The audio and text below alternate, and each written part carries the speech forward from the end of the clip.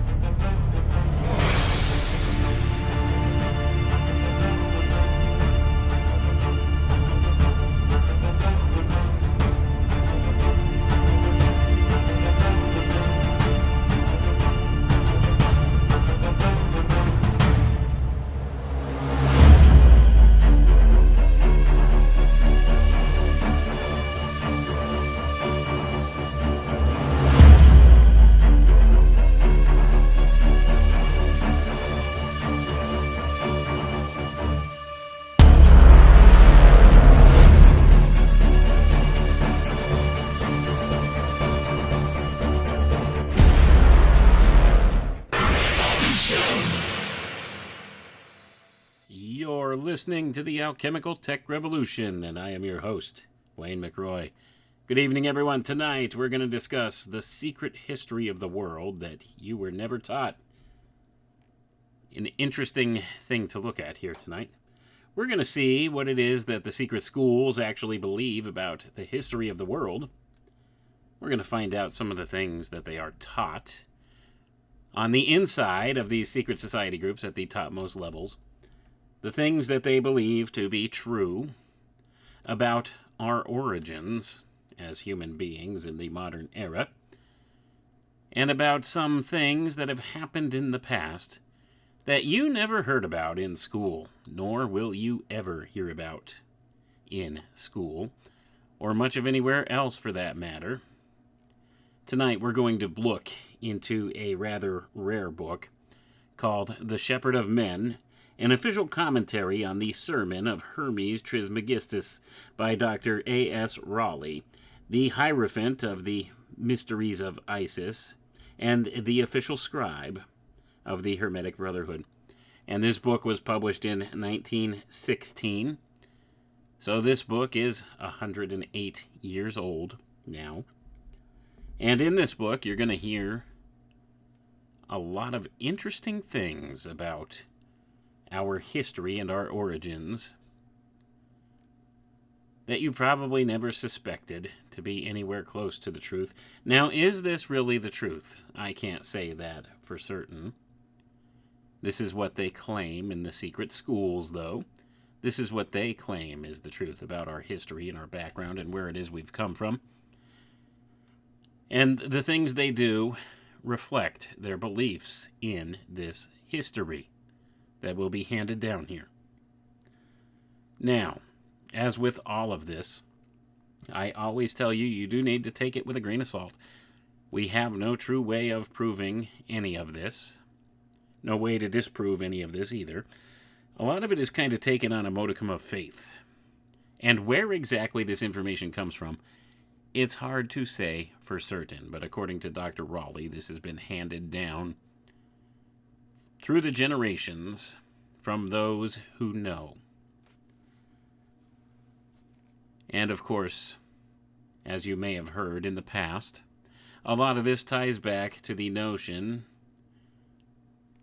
of a more advanced civilization that existed before the modern era. And oftentimes this is referred to by those in the secret schools and those outside the secret schools as the lost continent of Atlantis. The lost civilization of Atlantis. And of course we'll be discussing that here tonight. But you see, also in the secret schools, they have other traditions that go back further than Atlantis. They also talk of the Lemurians, the land of Lemuria. And also there's a continent known as Mu. And they speak of these worlds of antiquity, these nation-states of antiquity, these civilizations of antiquity, And they claim that this is the true nature of our reality.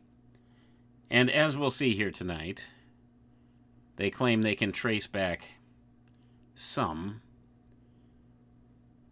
of these cultural aspects to these prior civilizations. So without further ado, let's go ahead and get into it here. This is actually in the second half of this book, where they have the historical context here, where Dr. Raleigh speaks on these things and puts down notes for people. And always bear in mind, many of these books were never intended to get outside of the occult brotherhoods, the secret society groups, the occult fraternities that harbor these secret teachings. This is part of their secret doctrine. This is not something for the profane to know about, and thus they've kept much of this information hidden from the masses for millennia now, tucked away in the secret schools, only for those who are deemed worthy within the secret schools and advance to a high enough level in the occult fraternities. That's who they keep these secrets of the ages for, ostensibly here, by their own claims. Now, without further ado, let's get into it. The Atlanteans. After the great upheaval which brought to an end the third, or Lemurian race, the next manifestation of life and consciousness was on the continent of Atlantis. This land, and the race that inhabited it, have been known by different names at different times and in different countries, but whether it is spoken of as the land of Mu, the country of the mud hills, the sacred lands, or the land of the Ethiops, it at all times means the same land and the same people.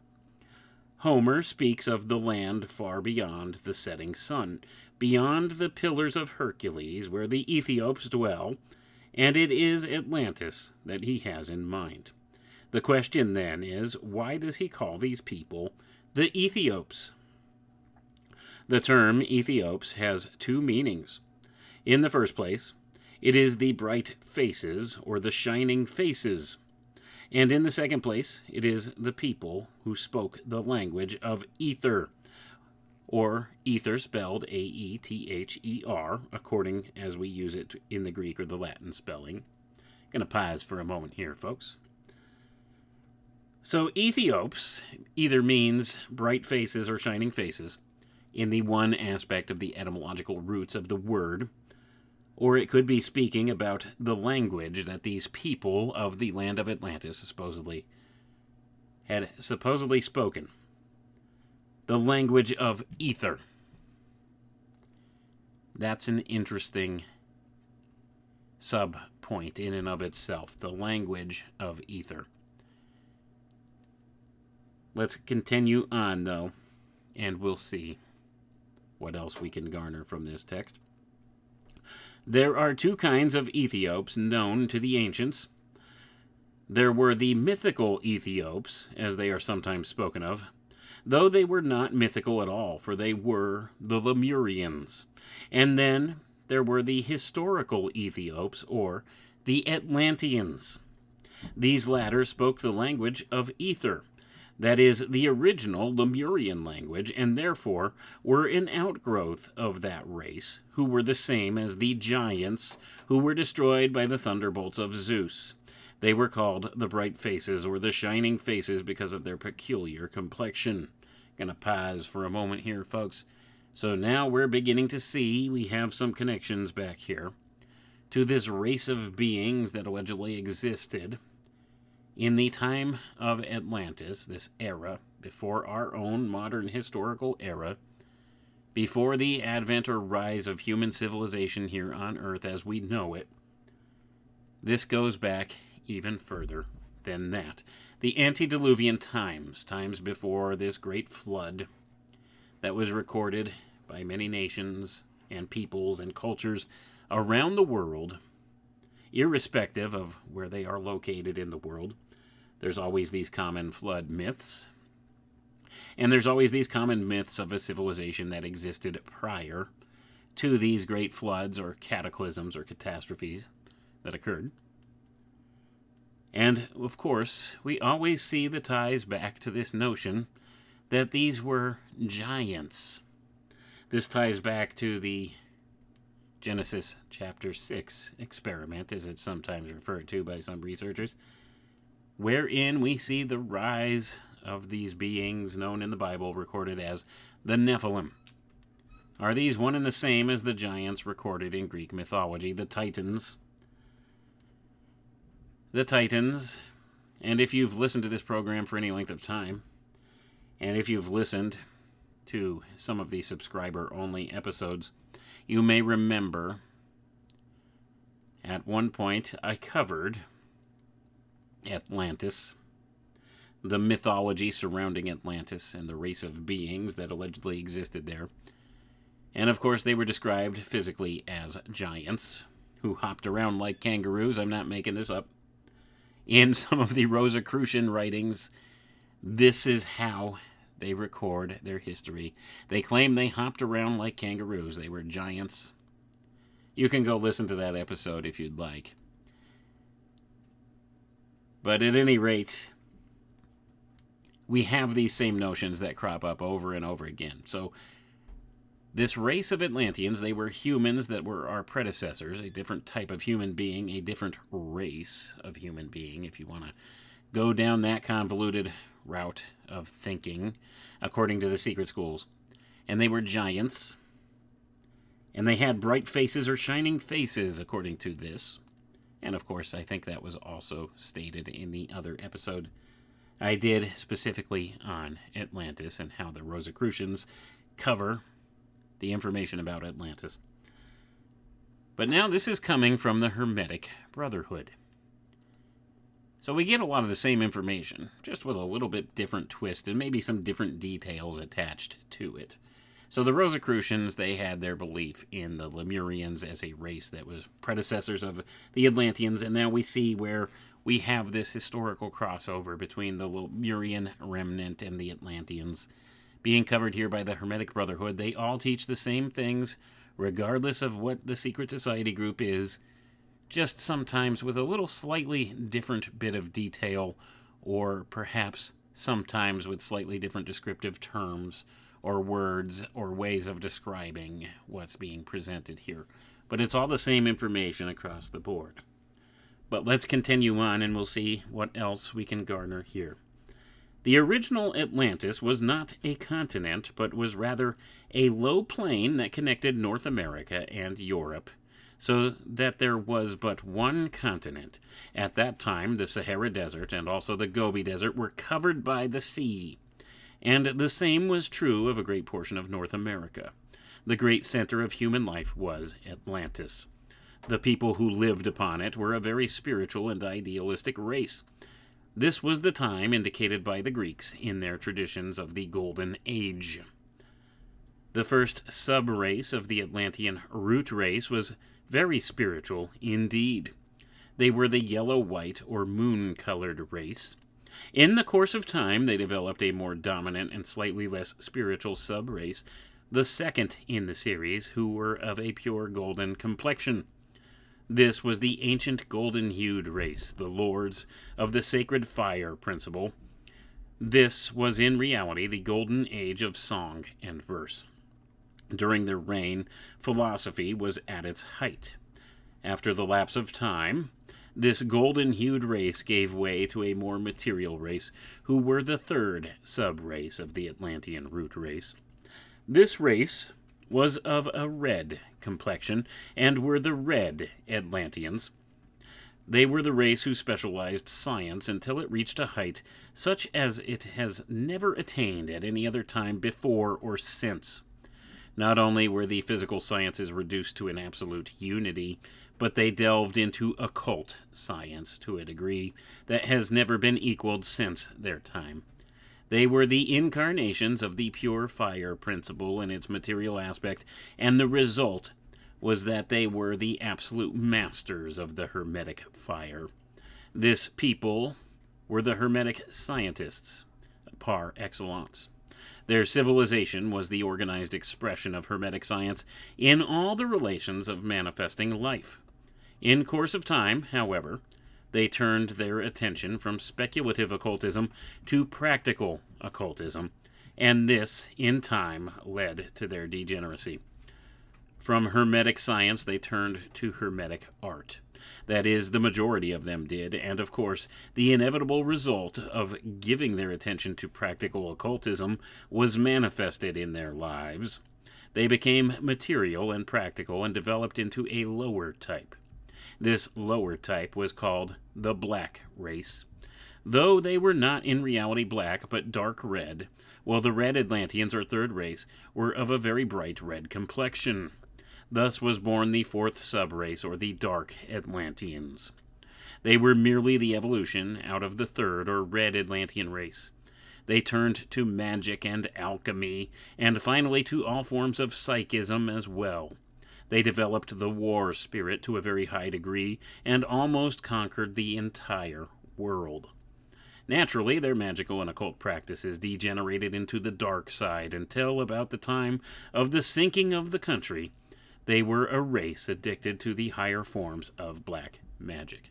So I'm going to pause right there, folks. Now, as I always caution you, you do have to take this stuff with a grain of salt, and it may be a bridge too far for some people, but we're seeing here what is claimed to be the secret history of Atlantis and the truth about Atlantis and this Atlantean subrace that later spawned our modern human race, ostensibly. This is what's taught in the secret schools, so whether you believe this or not is irrelevant. What you need to understand is there are people in positions of power in this world that very much believe in these things, and the things they do to act upon their beliefs in these things will affect all of us, so it's important that you understand this and you hear this. Then you also have to consider, what if this is the true nature of where we come from and how things have developed here? We certainly know that much of our history is hidden or occulted from us by certain power groups in this world.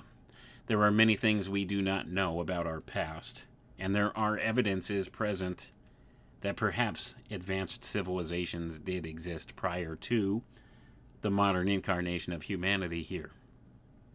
We see this kind of evidence. So what's being said here is we have this breakdown of these various Atlantean races and how they developed over the course of time. So toward the end, it looks like they had shifted from this golden race, this golden-hued race, to the red race, and then eventually to the black race, as they call them here. And of course, I don't think it's necessarily speaking on terms of actual skin color, although I reserve the right to be totally wrong about that.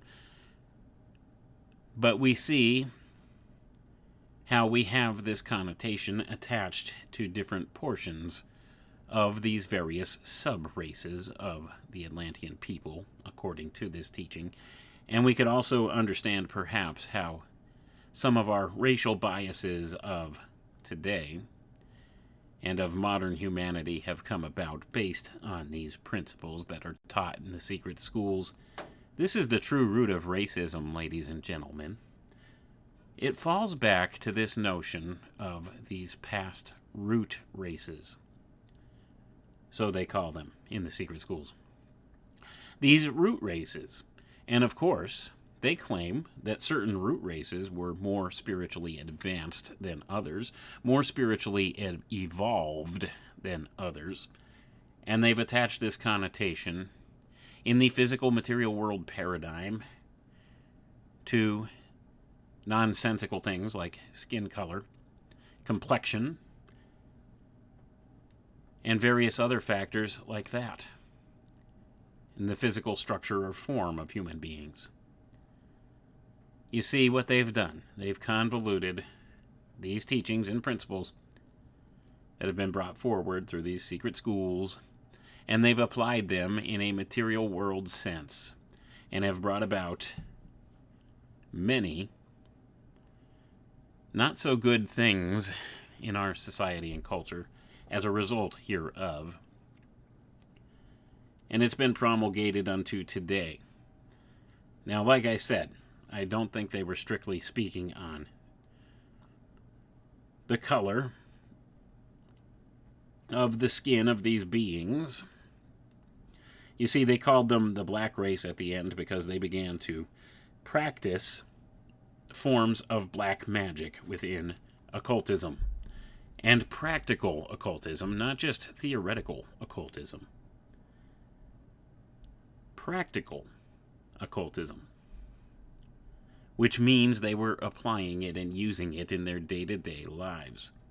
And this is something that's frowned upon, not only by many of the religions of our world today, but by many of those within these secret society groups.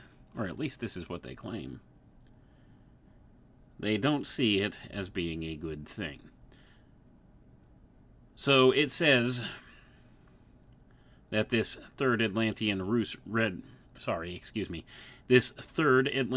race, the red Atlantean race, eventually devolved into this black Atlantean race because they began to turn to practical occultism, to magic, to alchemy, and psychism of all sorts. And they applied it and degenerated it into the dark side of things. And they became addicted to what's said to be higher forms of black magic here. So they took the Hermetic sciences and they began practicing the Hermetic arts along with the Hermetic sciences. And eventually it drove them to the dark side,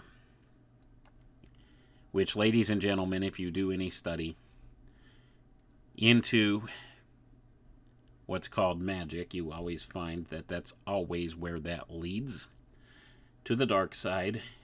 And I've done entire episodes speaking on that, on these various forms of magic and how they always seem to invariably lead down that path.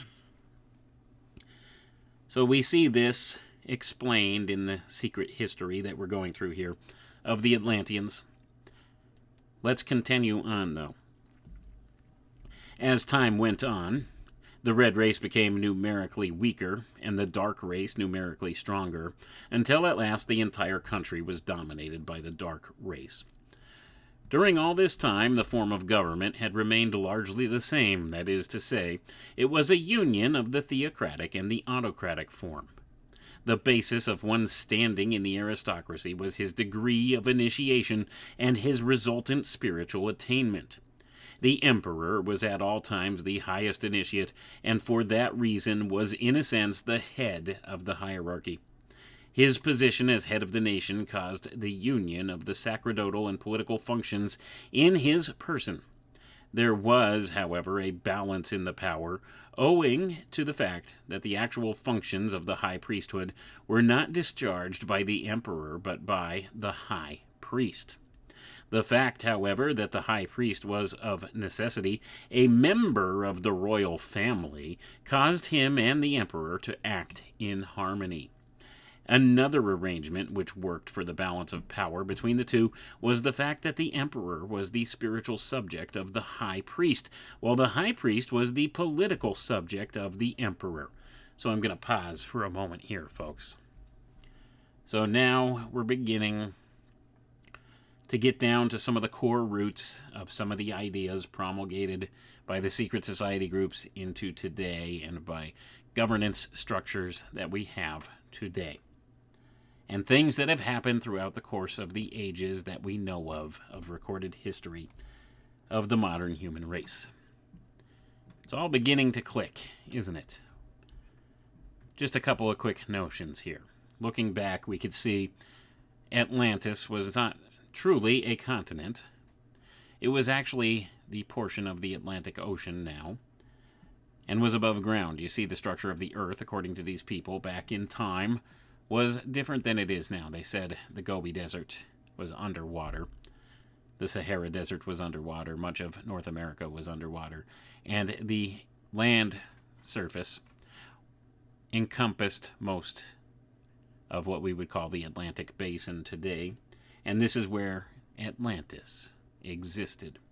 But things changed, and we'll get there over the next couple moments here as to the description of what exactly happened But we had these Atlantean races. There was a golden age in Atlantis, and there was an advanced civilization that cropped up on the heels of that golden age that were called the Red Atlanteans. But then they eventually became so advanced in their science and their art, their hermetic sciences and arts, that they eventually began to become dominated by this black race of Atlanteans. The red race devolved to the black race, where they sought occultism in its practical form, and magic and alchemy, and utilized this, and it brought about their downfall. But let's go ahead and we'll continue on here. Another point before we do proceed, though, is you see we have the emperor and the high priest being accountable to one another. And we have the establishment of the priestcraft and the statecraft, the church and the state, working together in unity, one maintaining the balance of power from the other. You see, the emperor had to answer to the high priest, and the high priest had to answer to the emperor. And of course, conveniently enough, the high priest had to be a member of the royal family. So the power structure has always maintained within these family bloodlines, even going back this far, going back before our modern recorded history. So that's one important point. The other important point is, at one point, this ruling class was divided between the emperor and the high priest. They were separate and equal entities in regards to governance and control over the things that happen in their land and to their people. And it was said to be a harmonious time. And we've covered some things like this before, the idea of church and state, and how they were unified in a grand alchemical marriage with the formation and the foundation of the Roman Catholic Church, or the Vatican, from the old Roman Empire. They were fused together, and now the priest is king, the priest is emperor, and the emperor is priest. You don't have the balance of power anymore. This is what happened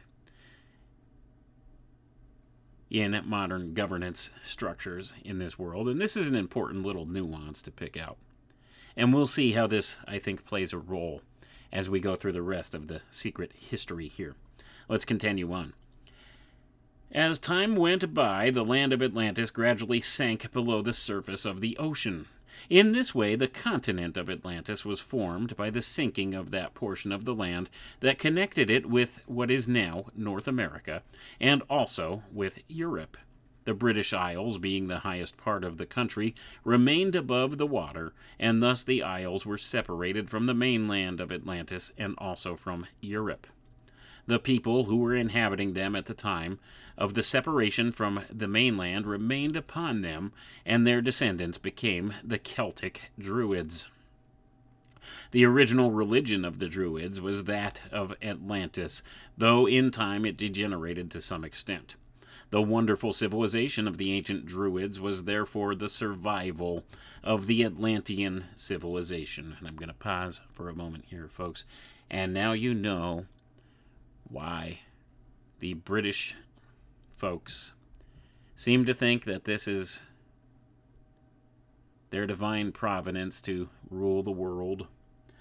They see themselves as being the ancestors, not the ancestors, the descendants of the Atlanteans, of this race who ruled the world in times past, this advanced civilization.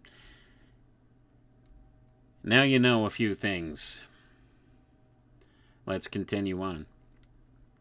The land continued to sink from time to time, and at last there was nothing left but the island of Poseidonus, which stretched from Greenland to the Azore Islands, and was 1,500 miles from east to west.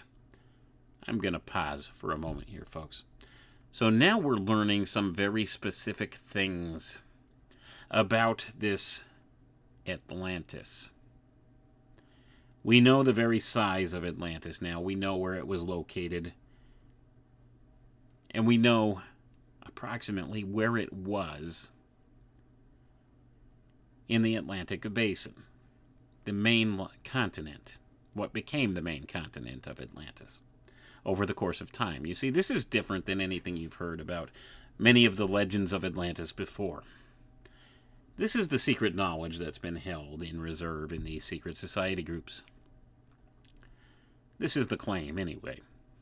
I don't know if there's any modicum of truth to any of this, but it seems illogical that they would pass down this information and maintain the secrecy around it in such a way for as long as they have if there was nothing to it. So there may be some kernels of truth here.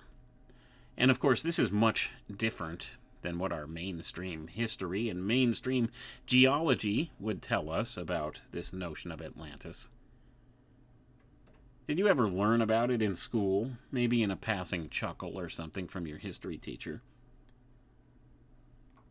Or maybe if you had studied the classics, you heard about, perhaps, the works of some of the ancient Greeks talking about Atlantis and how it was this island beyond the Pillars of Hercules out in the ocean, and that's pretty much the only historical nugget that we have referring to it. At least that's what they would like for you to believe. There's a whole subtext about Atlantis within the secret society groups, folks. Let's go ahead and we'll continue on here. So we just described that all that was left of what was formerly the continent of Atlantis that sank under the sea was the island of Poseidonus, which is what people would refer to now as the continent of Atlantis. It was actually much larger than that. It was one massive landmass. Kind of a supercontinent, if you will. But over the course of time, it slowly began to sink under the sea, until such point that all that was left is this island of Poseidonus, which later became known by the ancient Greeks and some of the ancient cultures as the continent of Atlantis. And this is the familiar description that we have of Atlantis in our historical records that are pretty much available mainstream. If you want to call them records, most people regard them as legend or myth. But according to these people, this is real history. Let's read on. In time, this was entirely dominated by the Dark Atlanteans, they having driven the Red Atlanteans out of the country long before. Sometime before this, the two races became so distinct that they formed two distinct nations, the Red Atlanteans being known as the White Empire, owing to the fact that they had nothing to do with black magic. They were the Bright Faces, or the Shining Faces, and their nobility were called the Lords of the Shining Face. Their emperor was at all times spoken of as the White Emperor, because he was the head of the White Adepts, or the adepts of the sacred art. Gonna pause for a moment here, folks. Now, once again, you begin to see surfacing here some of the ideas that were later propped up by these secret society groups and these occult fraternities about the nature of who they are within these occult fraternities. You see, they think of themselves as adepts, or masters. Initiation is important to them, and as we see, according to the text here that we're given, in ancient Atlantis, your degree of initiation decided your station in society. So the higher up the degrees of initiation you were, the more power and sway you had in the say of what goes on in the nation or the country or the group. So we see where some of these ideas come from. Now also we're beginning to see here where they split off into these two sub-races, the Red Atlanteans and the Black Atlanteans. And the Red Atlanteans had been driven out from what we commonly would refer to as Atlantis today, the island nation that was left, the continent that was left after the ocean overtook much of it. And we have this notion of the red Atlanteans had fled there, and it was mostly the black Atlanteans left on the mainland of Atlantis. And the red Atlanteans were called the white adepts because they did not practice the dark arts, or the adepts of the sacred art. Now let's get back into it. The dark Atlanteans were called the Black Empire for the reason that black magic was the fundamental principle of their entire organization, and their emperor was called the Black Emperor, for he was the head of the Black Adepts, or the adepts of the infernal art. They were so much addicted to the dark side of the art that the nobles were called the Lords of the Dark Face. These two empires were in the fiercest antagonism at all times, and at last the White Emperor and all his followers were forced out of Poseidonus and driven to North America. In this way, the Black Emperor became supreme on the island, and it was entirely given over to the practices of the Dark School. From this, however, it must not be assumed that they were a savage people. On the other hand, they were, from the standpoint of modern utilitarianism, far more highly civilized than any Atlantean people had ever been before. They were a more material people, and for that reason turned their attention to the accomplishment of material results. In that way, they developed a very material civilization that is a very utilitarian one. It is natural in a spiritual civilization for the people to attach little importance to material conveniences, but to bring all the powers of their being to bear upon the attainment of the spiritual attributes, while in a material civilization just the reverse is the case. They do not consider the spiritual attributes or even philosophical knowledge of any value except as it yields material results. And I'm going to pause for a moment here, folks. Doesn't this sound familiar? Is history repeating itself today? Gotta wonder. Let's continue. Of course, the Poseidonian civilization was somewhat inconsistent from the standpoint of modern material civilization. It will be difficult for our materialists at this date to conceive of a civilization where utilitarianism had reached its highest possible development, where aerial navigation had been reduced to an absolute science, and aeroplanes were used for the conveyance of freight and passengers from one end of the island to the other, and were run on regular schedule, the same as railroad trains are at the present time, where electricity was the crudest power known to man, and was only used for the purposes for which steam is now employed, while for all high-pressure work, a still more subtle force was made use of. And I'm going to pause a moment here, folks, before we go into more detail about that, to point out this was written in 1916. We didn't have commercial airlines in 1916. But he's claiming they had such a thing back then, air travel, in this Poseidonus, the end phase of the Atlantean civilization, if you want to call it that. They had other forms of power. They had high technology. They were very material-minded. They had conveniences, material world conveniences, much like we have today. That's what's being conveyed here. Now then, he says, electricity was the crudest power known to man, and was only used for purposes for which steam is employed at the time of 1916. Then he said, well, for all high-pressure work, a still more subtle force was made use of, and now let's get into this, because this, if true, has huge ramifications. The pure ether, the odic force, the astral light, and some yet finer forces were harnessed in this way and were made practical use of in the mechanical activities of life. Their knowledge of applied mechanics, physics, and chemistry was far in advance of all the dreams of the modern mystics.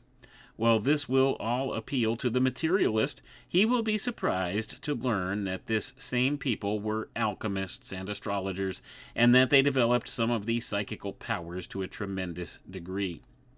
Telepathy was developed to such an extent that the official spies of the government depended upon it as a means of detecting rebellion, and the police made use of it as a means of locating and preventing crime.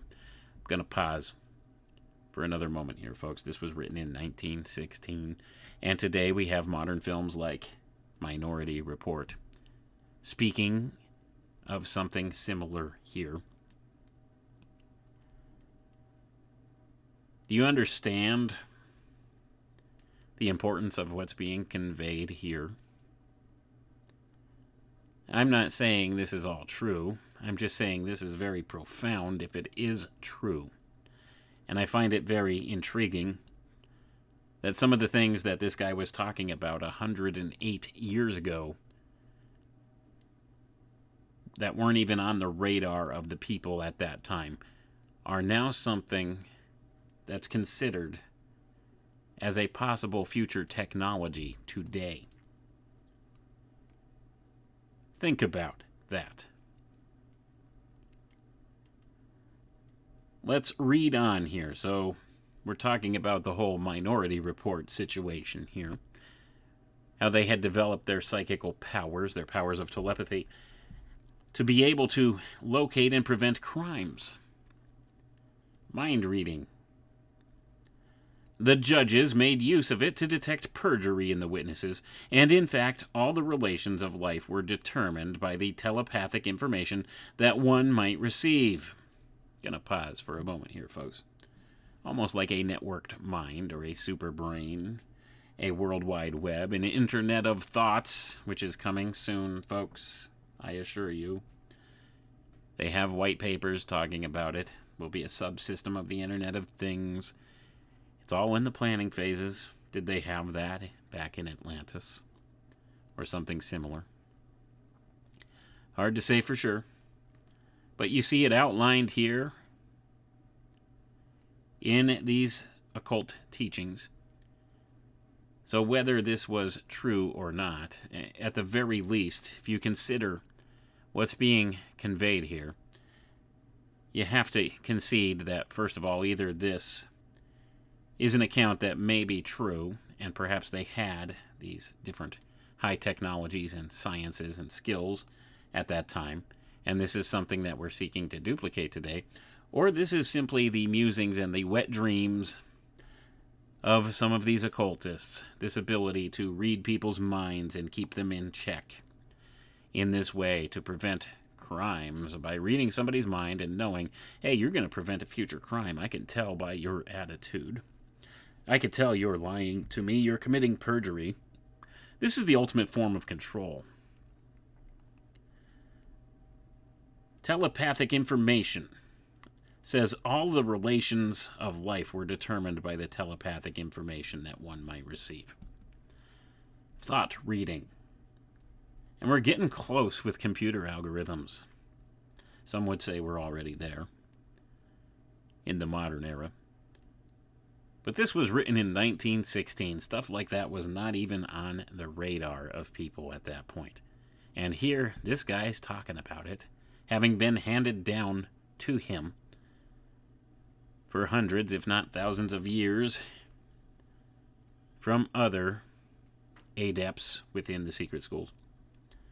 Let's read on. Also, hypnotism was developed to a tremendous degree, and the nobles and the priesthood controlled the people not through fear of temporal or spiritual chastisements, as in the case of other peoples, but through force of will. In other words, the people were kept in a state of semi-hypnotic subjection to the ruling class. This, of course, made them more and more subjective and caused their downfall, while at the same time, this abuse of occult power on the part of the ruling classes was the means of their downfall also. Gonna pause for a moment here, folks. Once again, I'm gonna ask, does any of this sound familiar in the modern era? People were kept in a state of semi-hypnotic subjection to the ruling class. Look at the world today, folks. Are you seeing parallels? Like I said, maybe this is true, maybe it's not. Maybe these are just the longings of these people in the secret schools who want to control everything, and perhaps they're writing it down. This is what they want for their future. And they're describing it in a way, drawing back to the past. Seems to me there might be a kernel of truth behind some of this. Maybe they do know some things within the bounds of the secret schools that have been kept hidden. And they've pursued some of these ideas in secret. And we're seeing the manifestation of their pursuit of that today. And we're just catching up now. Those of us who are on the outside, the profane, because of the technological wonders that have been built in pursuit of these courses of thought by these people. But let's continue on. At last, after a very long period of this accentuation of the material side of an occult civilization, the forces of disintegration became so great that the earth itself was disturbed, and in time there was a great catastrophe, so great as to cause the entire island, that last remnant of Atlantis, which was otherwise known as Poseidonus, in the earlier text here. The last remnant of Atlantis, with the exception of America, the British Isles, and some unimportant islands to sink below the surface of the ocean, and the mighty Atlantic rolled peacefully over the land of Mu, the country of the mud hills. In one night it went down with its 65 millions of inhabitants. Some of them escaped in their airships and others in boats, but the refugees were only a few thousand, while the vast hordes of the population went down in the terrible destruction. This was a little more than 11,000 years ago. Gonna pause for a moment here, folks. So now we have a little bit of a timetable as to when this catastrophe allegedly happened. We have a timetable. And we have a rough estimation here. I don't know where they come up with these numbers or where this all comes from. I can't tell you for certain where the sources of this information were in antiquity, who handed it to who. That would require a great deal of scholarship. And I don't know if it's one I'm equipped enough to go down that road. I do know that this information was passed down in the secret schools. This is from the Hermetic Brotherhood. They have kept some of this information sealed up in secret libraries through the years. And Dr. Raleigh has presented it to us now. So now we have a timeline, and we know their population there of Atlantis at this time of its destruction was roughly 65 million people, according to this work. Of course, that number might be purely symbolic, as we'll see here as we read a little further into this tonight. That number comes up a lot, 65, for some reason. And of course, if you add 6 and 5 together, you know what that equals. 11, the evilest of numbers, according to Aleister Crowley, and the number that is commensurate with the casting of a spell. So there might be something to this, or it might just be a red herring put there for a reason, maybe to strengthen the resolve of the story here or some such thing. I don't know. But also we see inherent here the 11,000 years ago is when this was alleged to have taken place. So let's go ahead and we'll read on. So it says, this was a little more than 11,000 years ago.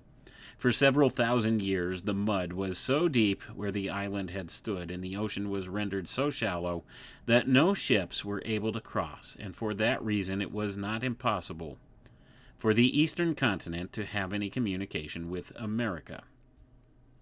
Was not possible for the eastern continent to have any communication with America, and thus it was that the two remaining continents were entirely isolated from each other, and all knowledge, the one of the other, ceased. Going to pause again for a moment before we continue through here. So now we see this notion that the mud was so deep and the ocean so shallow as to render travel across the ocean at that time untenable. So we have a giant mud flood, ladies and gentlemen. Did you think that was a modern contrivance? This notion of a mud flood?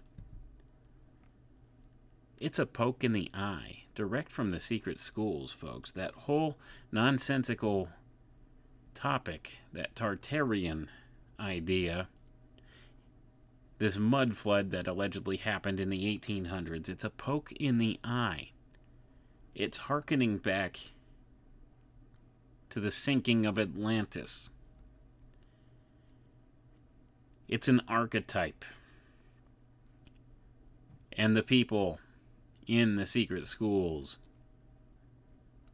who foist some of these exotic type conspiracy theories on the truther community out there, like this, they laugh that people take this seriously and that they've gone to the pains that they have to go around find all these buildings that seem to have underground portions of them that they can't seem to explain.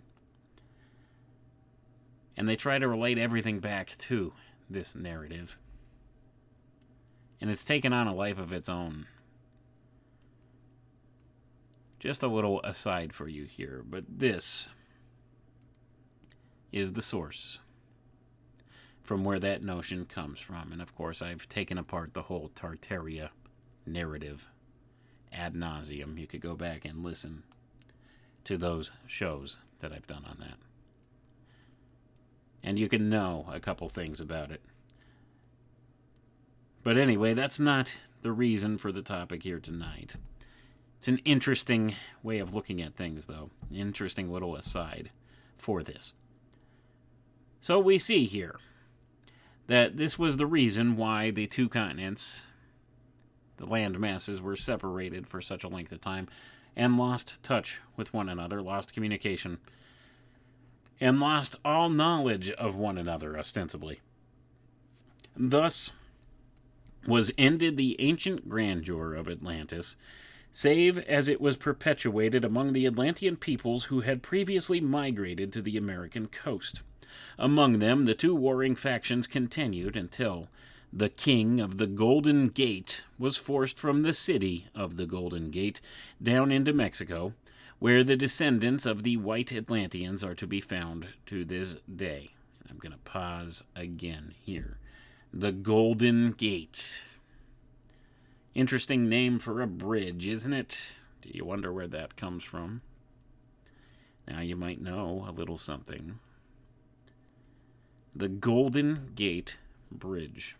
Look at its location.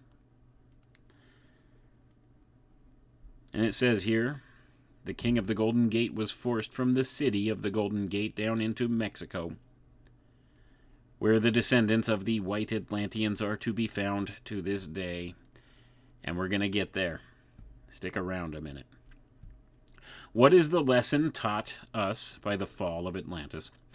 It is this: occultism is not an art to be practiced for the purpose of accomplishing utilitarian results, but rather it is a philosophy to be studied for the purpose of bringing oneself into the closest possible unity with the creative force of evolving life. Anyone who fails to understand this truth will be sure to start on the downward road, which will lead to destruction. Progress is only possible when we are working in accord with the constructive principle of nature. If we work against it, degeneracy is inevitable. And that's the end of the chapter speaking on the end of Atlantis. But you see, some of the Atlantean races survived and spread to different parts of the world. And we have remnants of their culture have been brought forward. And we're going to explore that right now. In the latter days of the Red Atlanteans and the first days of the Black Atlanteans, or to speak more accurately, in the time of transition, when the black race was being developed from the red race, some 3,000 years before the sinking of Poseidonus, or about 13,000 years BC, there took place a great migration of red Atlanteans from Atlantis to Yucatan. These people were the pure red Atlantean stock. All were initiates of the Hermetic Brotherhood and of the mystery of the feathered serpent. This was while the island of Atlantis was still standing, and at the time of the sinking of the mainland of the continent of Atlantis. These people were not only initiates of the mystery of the feathered serpent, but also into the mystery of the Great Mother. They were the original stock of the Atlantis of that time, two former sub-races having disappeared. Because of this fact, they claimed to be the mother race, from which the black Atlanteans were derived, hence they took the name Mayas.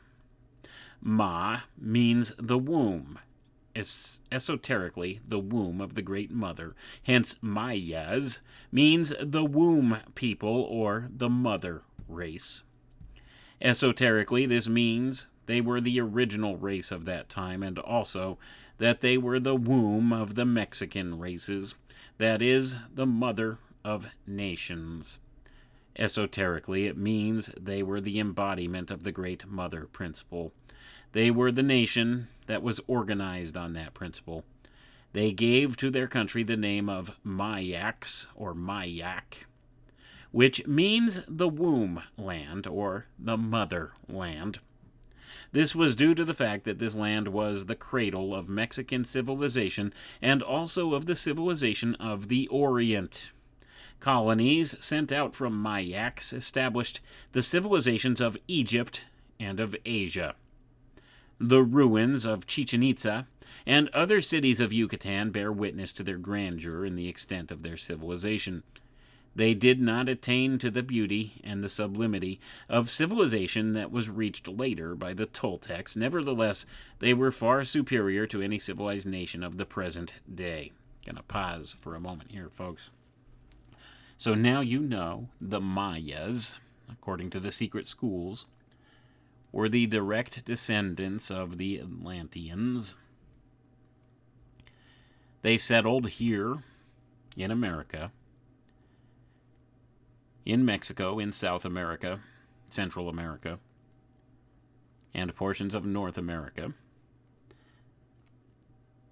They spawned some other sub-races, subcultures, as we'll see as we continue on, and it's said that these were the original people that set out and traveled and settled in Egypt and some of the Asian places. Now you know a couple of things. And if you've been listening for any length of time, some dots will begin to connect for you if you go back and you listen to the show where I talk about Manly P. Hall's Secret Destiny of America. Going through that book, he talks about the importance of the pyramids of Egypt and the pyramids here found in Central America. And the symbol on the back of the dollar bill, why we have a pyramid there, and the capstone of the pyramid floating above it, and what this means. The new Atlantis, the reunification of the Atlantean race together. It all ties back to these esoteric ways of thinking. It's about reestablishing a golden age, and America is destined to be the new world, built upon the old world. That's why they call it the new world. There's nothing new about it.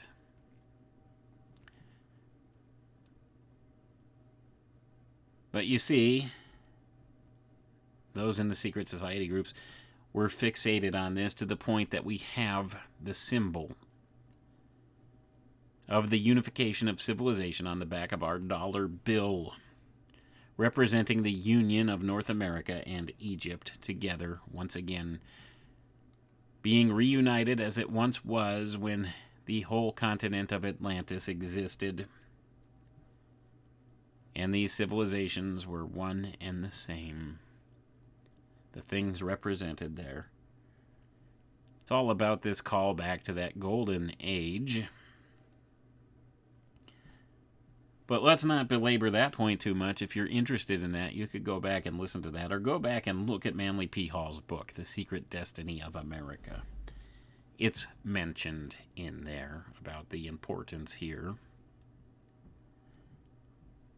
And it's also a key to understanding some of the political things that have come about over the course of the past several decades. Things like the NAFTA Treaty. Well, this is why it was important. It's about the unification of the East and the West again together in unity. It all has to do with this esoteric symbolism. As much as you might like to separate politics from the occult, it's there too, folks. Always has been. It's ever present. There's no separating it. It always, always, always ties back to the occult. Wish that wasn't the case, but it's always there. It's ever present. It's undeniable when you actually begin to study it and dig into it. But anyway, that's a little side rant for another time. Let's get back to this. We know of their great antiquity for the reason that the mastodon was their native or national totem. Now, a tribe of Indians never chooses an animal as their totem unless they are familiar with it. But once chosen, they are tenacious of all such symbols and are never likely to change it for something else. This being the case, it is evident that a tribe would never choose an extinct animal as their tribal totem. This leads to the conviction that the Mayas would never select the mastodon as their totem if it was an extinct animal, or even a rare one at the time. Hence, they chose it at the time when it was common in Yucatan. This proves that at the time the Mayas came to Yucatan, there were mastodons all over the country. In the main, they perpetuated the civilization of the red Atlanteans of that time, though, of course, this went through a period and a process of evolution among them. They lost sight of some of the elements of red Atlantean civilization and developed some features that were unknown to their red Atlantean ancestors. The foundation of their educational system was geometry, mathematics, astronomy, and astrology.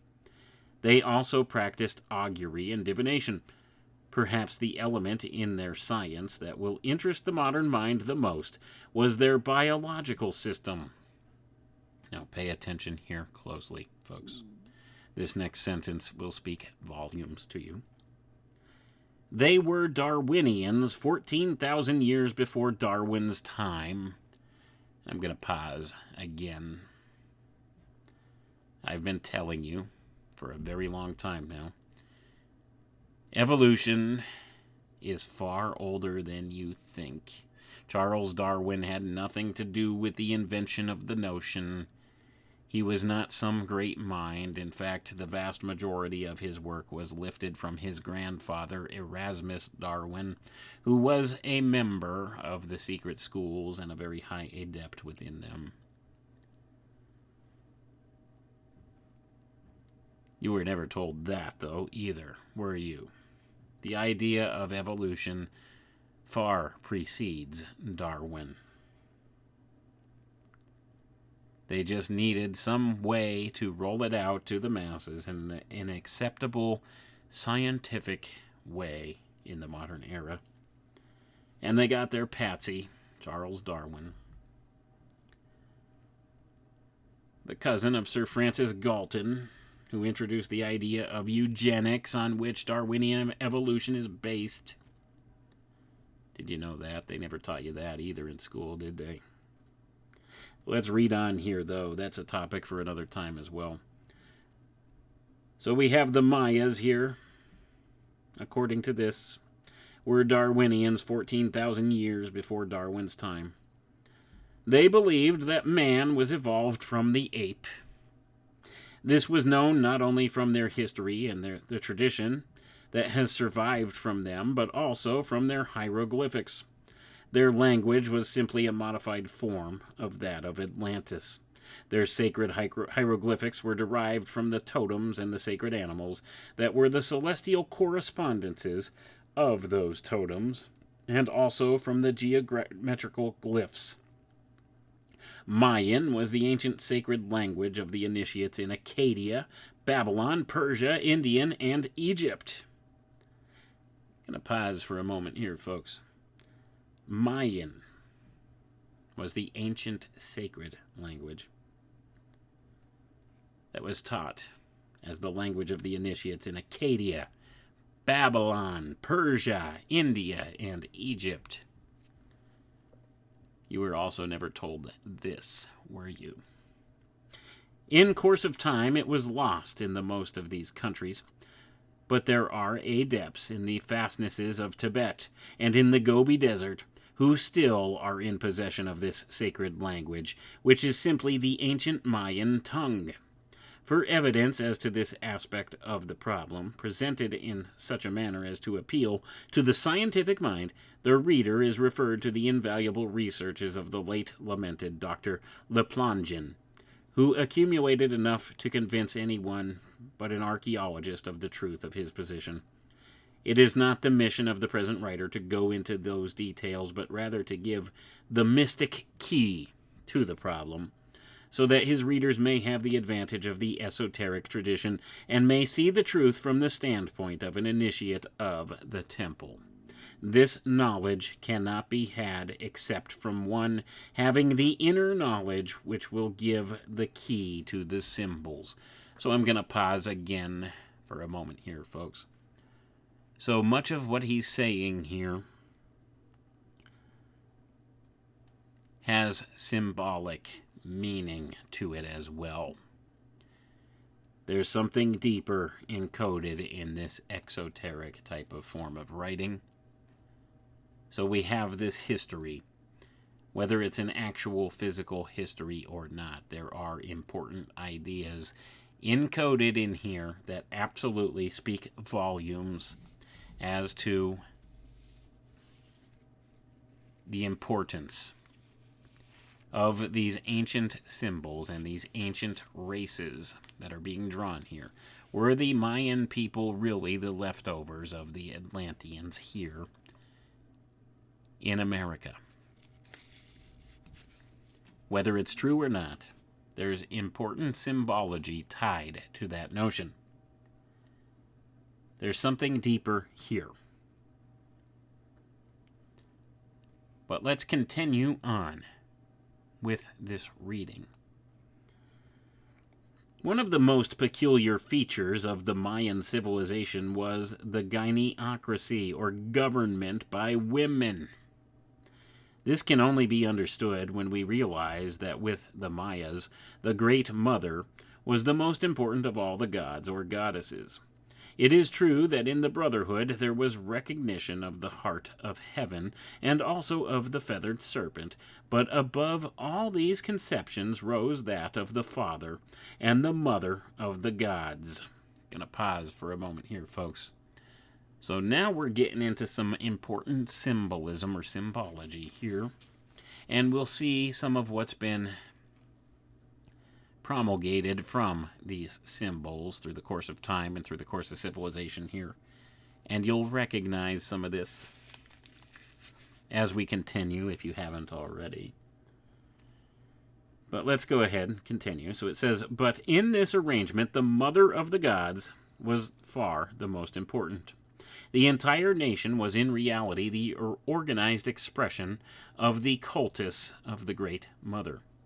For this reason, we are to look for this conception of motherhood cropping out everywhere. Mayax was to all intents and purposes the mother of every one of the Mayas, and for this reason we may look for a situation in which the royal family is recognized as the mother of the people. This was indeed the fact, and yet the sovereign was the king, and not the queen, as one would have supposed would be the case under the circumstances. Also, we do not find the idea of succession through the female line rather than the male line as we might have expected. However, this does not so much matter, for the reason that the Mayas were monogamous, and as the king had but one wife, the children would succeed through both the male and the female line. The peculiarity of the arrangement of succession was the fact that the youngest son of the king was the crown prince and succeeded to the throne. There was another peculiarity in the arrangement, and that was the crown prince was at all times married to his oldest sister. Thus we have the peculiarity of the marriage of the oldest daughter and the youngest son of the king. As a rule, therefore, the king's wife was at least 20 years older than he was. While he was yet a boy, the crown prince was married to a woman who was approaching middle age. This arrangement will become clear when we realize the purpose of it. The king's wife was at all times old enough to be his mother, and she was in reality in loco parentis to him. She acted as a sort of foster mother to her husband. The Mayas seem to hold to that idea, that it was the duty of the wife to mother her husband, and so they married the young king to a woman who would be enough older than he was that she would naturally mother him, and also that he would accept the mothering as a matter of course. Furthermore, it is customary for the older sister to, in a manner, bring up her younger sisters and brothers, and they get used to obeying her, and in many instances are disciplined by her. Now it was assumed that the eldest daughter of the king would, as a matter of course, act as a sort of second mother to her little brother, and that he would get so used to obeying her and listening to her advice that he would naturally continue to do so after they were married. Now, inasmuch as the foundation of all Maya social life was the feminine element, they grew to look upon the woman as the embodiment of that principle, as being a safer guide than the man, and therefore they assumed that it would be better for a man to be under obedience to some woman than to follow his own inclinations, and if he must be guided by any woman, who was better for this function than his wife? As all were under the guidance of the Great Mother, it followed that the human mother was the proper interpreter of that Great Mother while she lived, and after her death, the man's wife, as his second mother, was to fill that function. Gonna pause for a moment here, folks. So we have some very interesting facets of Mayan culture, once again, that you were probably never taught about, being presented here, and you can understand a couple things about things going on in our modern society based upon some of these same principles. You can understand where perhaps some of the myths of such things as the Amazons have come from. Based upon some of these ideas, and how some of that is probably a misnomer to send people off the course. But let's continue here. After the marriage, the king was supposed to obey his sister wife, and therefore she exercised the real rule over the country. She did not come to the front before the people, but rather ruled her brother husband in the home and molded his character. Thus we have the practical application of an idea which is held by many at the present time vis-a-vis the wife is the interior or spiritual expression of the family, and as such the inspiration of her husband, who gives expression in an outward way to that which is given him by his wife. The queen, as the expression of the Divine Mother, was therefore recognized as the guide of the king, who merely interpreted her will to the people in his official conduct. What the queen was to the king, so in a less degree, was the wife to the husband throughout the entire nation. In every instance, the wife was the head of the husband, so far as the inward principles were concerned, though the husband was the visible head of the family. We might express this matter in other terms by saying that the husband was the formal head of the family, while the wife was the real head of her husband. we do not find so much difference in this arrangement and what is in practical operation in a great many families at the present time, with this exception that whereas in the present day the husband assumes to be the head of his wife, and she therefore has to rule him through diplomacy, in the Maya family life she was recognized by all, the husband included, as his spiritual director. The real relationship might be best indicated by saying that the wife exercised pretty much the same influence over her husband that the confessor exercises over a Catholic. She was, in fact, his confessor and spiritual advisor. It was for her to reveal the law to him, for was not she the natural mirror of that great mother? And were not all subject to the great mother in everything? The obedience of the husband to his wife was therefore, in reality, obedience to the manifestation of the great mother. It was therefore outwardly that the husband was the head of the house. In reality, he was subject to his wife as the power behind the throne, who guided and disciplined her husband, who was little more than her mouthpiece, while she was both the heart and the directing intelligence of the household. And I'm going to pause for a moment here, folks, just to point out some of the important ideas that are being represented here. Who was the real power behind the throne? The great mother. You see, this mother cult has permeated throughout all societies and religions and cultures throughout time. And this equates directly to the Egyptian phenomenon of the worship of Isis. We have all of these various connections here. And it's not to say there's not any truth in this. It sure seems to be logical. You see, this is the true power of the divine feminine that's being represented here and being talked about in an actual sense. What has been adopted in our modern era as feminism, especially militant feminism here in Western culture, is the complete inversion of what this truly represents, the true feminine power. You see, they've tried to turn it on its head in the inversion principle here in the modern day.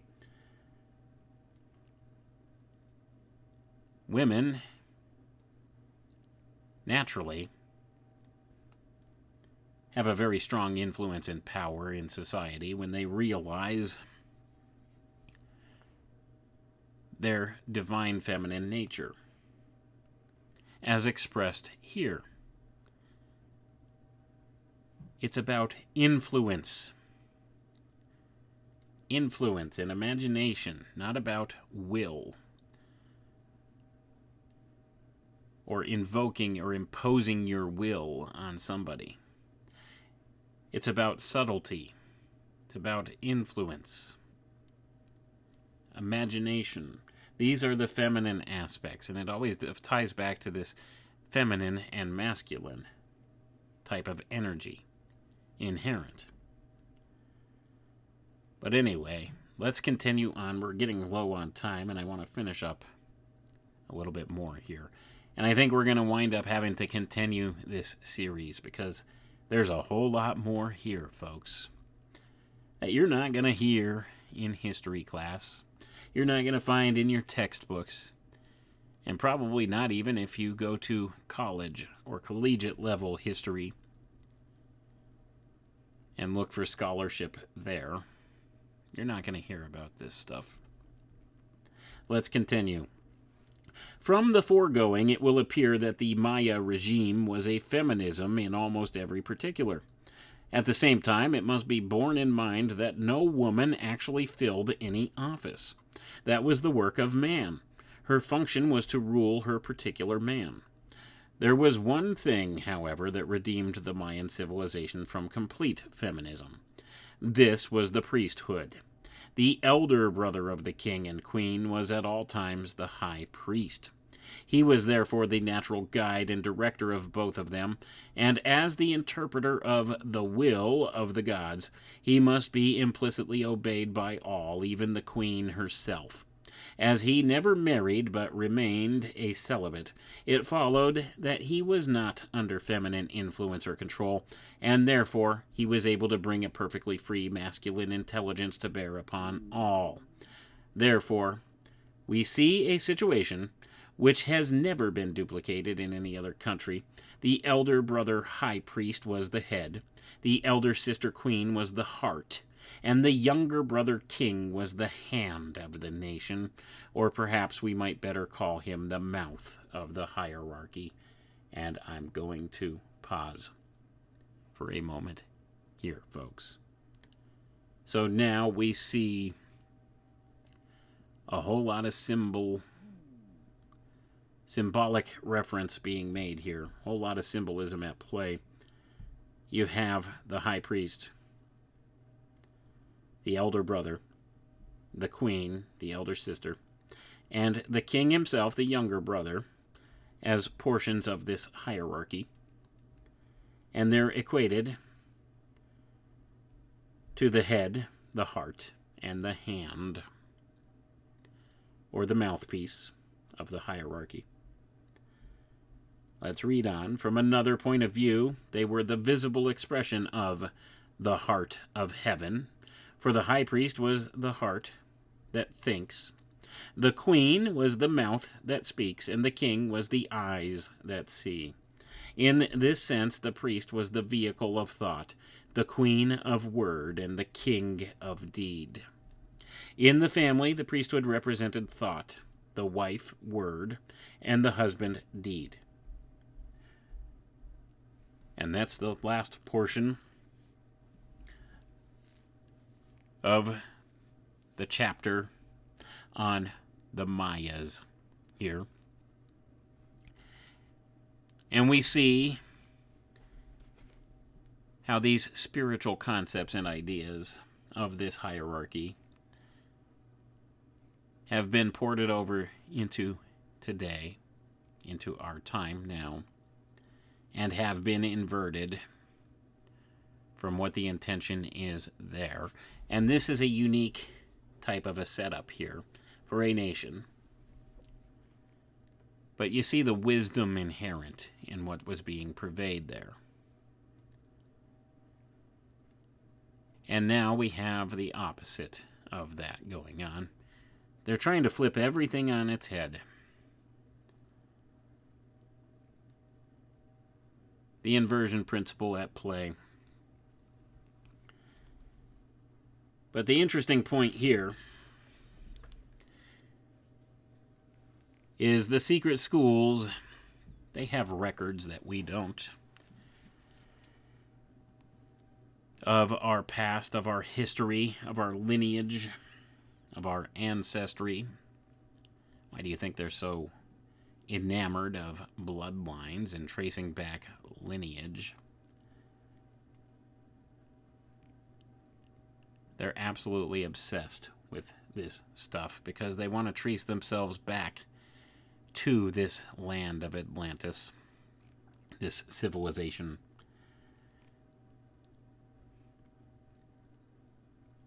It is truly an intriguing thing to look at. Is this true? I don't know. I can't say for certain that these things are true. Seems to me like there is some evidence being provided here that may connect the dots for us a little bit and seem plausible. I think there are some core tenets of truth behind some of this. And maybe, just maybe, they are giving us an accurate record in writings like this. There are spiritual ideas underlining these things as well. Symbolism at play, wisdom to be garnered from looking at this stuff. And we're going to go ahead and we're going to continue this on a future episode here. Because now we've connected the dots, we've laid down the trail. You see what is known by the secret schools about this civilization of Atlantis, where it came from to some degree, directly spawned from the Lemurian civilization that preceded them.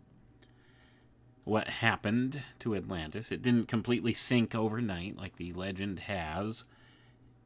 It began sinking slowly over the course of time, and then when the main Atlantean population turned to the dark side, then the remnants of the island that remained, Poseidonus, as it was called here in the secret schools, this is what's largely known today by those of us that look at it as Atlantis. This sank beneath the waters catastrophically overnight. And the population of some 65 million people was decimated. Several thousand escaped using their airships and some of their seaworthy vessels. They were able to get out of there. And they spread to different lands. So we have this tale being told here by the secret schools that you won't hear anywhere else. And how these things came into being. And we see the first connection is with the Mayan culture here in Mesoamerica, back to the Atlanteans, and from there it is said they traveled and they set up shop in Acadia in Egypt, in the lands of Asia, and that the original language of the Mayans here is actually the language, the secret language of the initiates in these places in Egypt. So likely the Egyptian hieroglyphics are descendants of the Mayan hieroglyphics, which are descendants of the Atlantean hieroglyphs. That's what's being inferred here. And of course there's other connections to this, other cultures as well, where some of these Atlantean subraces had settled and spread. And we'll get to that in a future episode here, because there's a whole lot more ground to cover on this notion of the secret history of the world that you were never taught. And I find it totally fascinating, because there are so many holes in what we've been told about our past. And we can only look back so far before all records of anything preceding are just gone or erased or non-existent. And we don't know. And I don't know if these people truly know any different than we do, but this is what's been handed down, and it's worth consideration. Like I said, even if it is fiction, fanciful fiction, it expresses a lot of ideas that are very much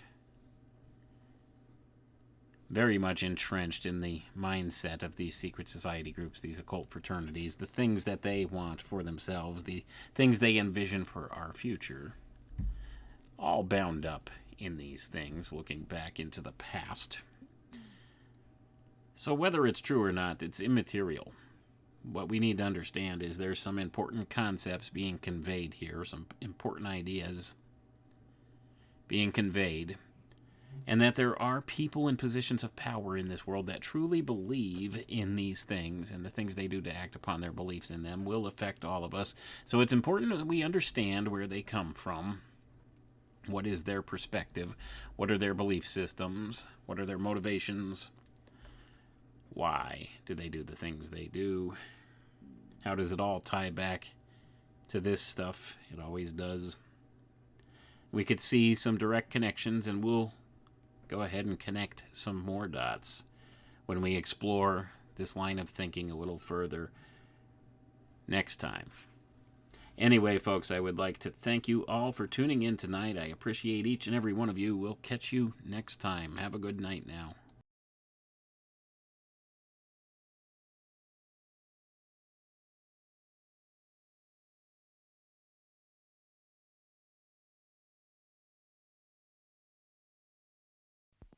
Come with me.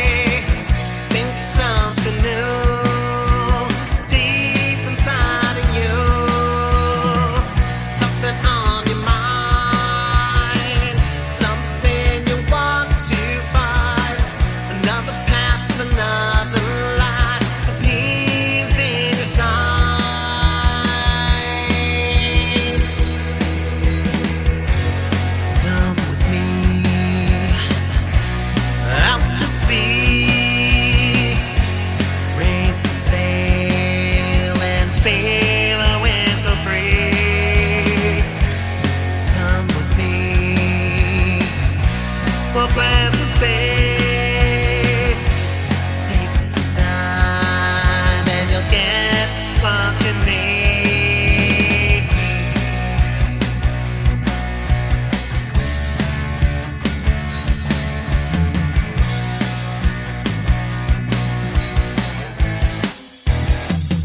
Got a hungry mind. There is lots for us to find. 1,000 steps to take today. The signs point the way. There's a clock in the sky, above, below, by and by. Find the steps into the night. Many points of light.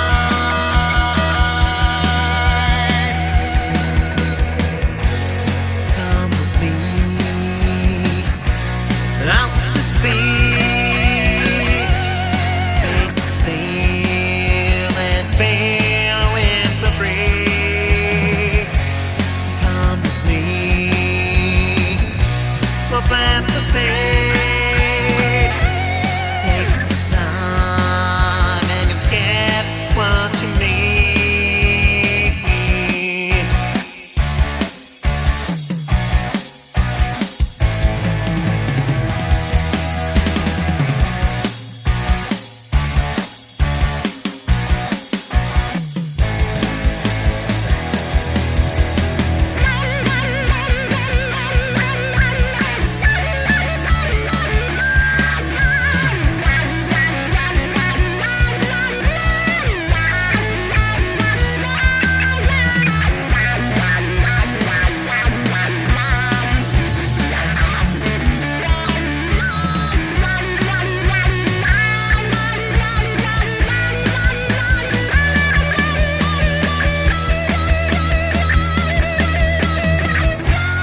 Come with me